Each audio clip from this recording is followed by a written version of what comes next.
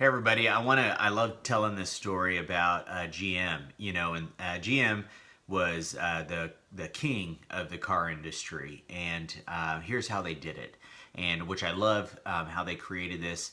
The man who created this vision for their organization was genius. So what he did was create five brands, right? So you had Chevrolet, you had Pontiac, you had Oldsmobile, you had Buick, and then you had Cadillac.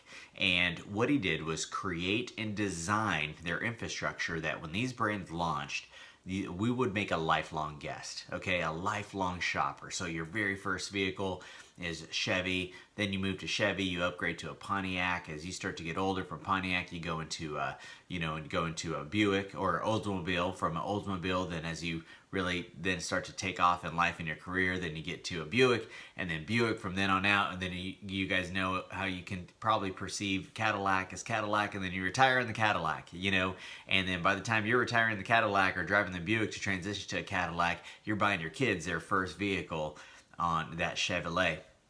And so, which is amazing that they did that, because what they did was allow you to be a lifelong guest. I mean, it was awesome. It was epic.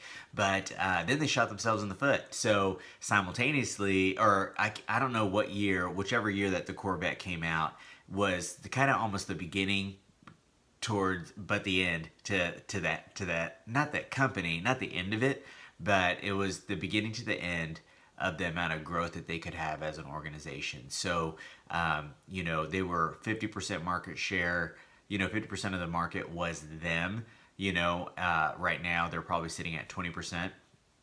But here's where it comes from, because, when the Corvette came out, you went from an $8,000 vehicle to also now having a $70,000 vehicle. And so the Corvette came out, it kind of started messing around all the different, I guess it lost, those brands lost its identity, so, we still see Cadillac somewhat of the same way, but, or society kind of still does, but really some of those brands, as those prices varied now, and you can get a Pontiac, or you can get a Buick, or you can get an Oldsmobile as low as you would a Chevy. Well, they really started messing with their original vision as a company and what they were going to try and accomplish.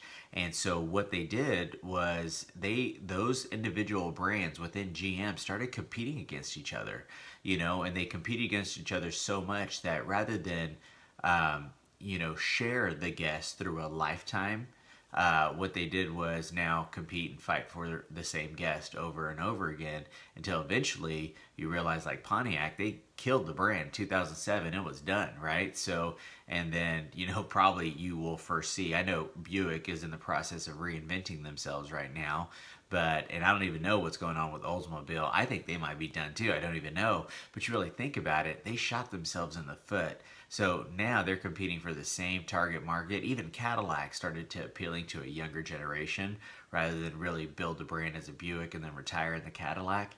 So again, at the same time, you can have a strong vision, a strong plan when you go out strong.